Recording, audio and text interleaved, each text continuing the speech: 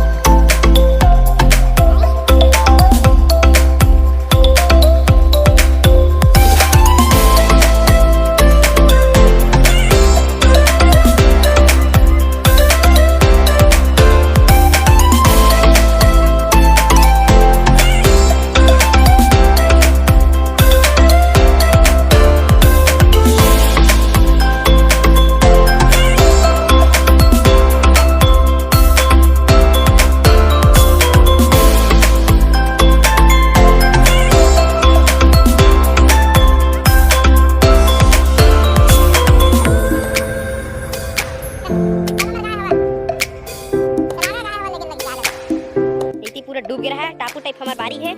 यही नदिया ऐसे के हमार बारी पीछू से ऐसे होकर दे में लाए तो मेरे ना खेत डबरे है तो मेरे के 5 घर पूरा छेकाए थे और ये पूरा भरे रही पानी।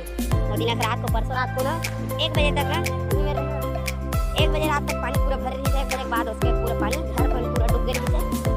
गाय में लक्षण देख लो भाई गाय इस तरीके की तीसरी